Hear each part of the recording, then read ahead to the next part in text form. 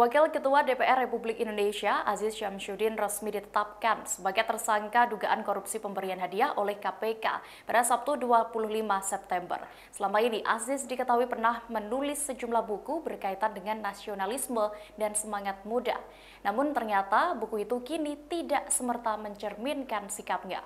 Selain sebagai anggota DPR dengan posisi wakil ketua, sosok Aziz Syamsuddin memiliki latar belakang akademisi dan intelektual terutama di bidang hukum.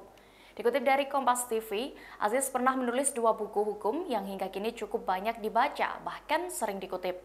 Buku itu bertajuk Tindak Pidana Khusus setebal 304 halaman yang pertama kali terbit pada tahun 2011 silam. Dalam buku itu, Aziz memaparkan mengenai sejumlah tindak pidana khusus, di antaranya pidana korupsi, pencurian uang, pidana pembalakan hutan secara liar, pidana perpajakan, dan pidana di bidang perikanan. Ketika dipilih sebagai Ketua KNIP atau Komite Nasional Pemuda Indonesia periode 2008-2011, Aziz juga menerbitkan 2 buah buku tentang pemuda dan nasionalisme. Namun sejumlah buku yang dia tulis tersebut seolah tidak mencerminkan sikap dan pribadinya saat ini, yakni ketika Komisi Pemberantasan Korupsi menetapkan Aziz Syamsuddin sebagai tersangka. Aziz diketahui menjadi tersangka dalam perkara dugaan suap terhadap bekas penyidik KPK Stepanus Robin Patuju sebesar 3,1 miliar rupiah.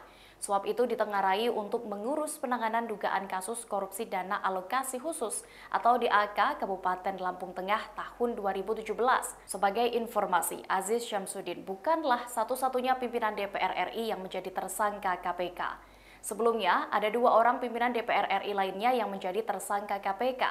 Pertama adalah Ketua DPR RI periode 2014-2019, Setia Novanto, yang menjadi tersangka kasus dugaan korupsi pengadaan EKTP pada 17 Juli 2017 lalu. Selanjutnya ada Wakil Ketua DPR RI periode 2014-2019, Taufik Kurniawan.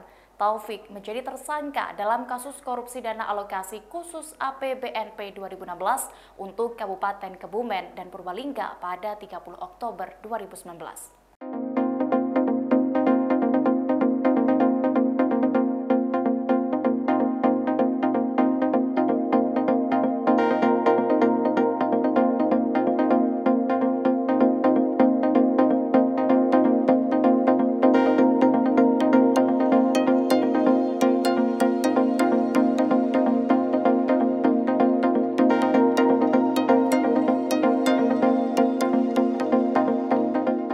Demikian Tribun News Update kali ini, nantikan informasi terbaru lainnya di kanal YouTube Tribun News. Terima kasih sudah nonton, jangan lupa like, subscribe, dan share ya!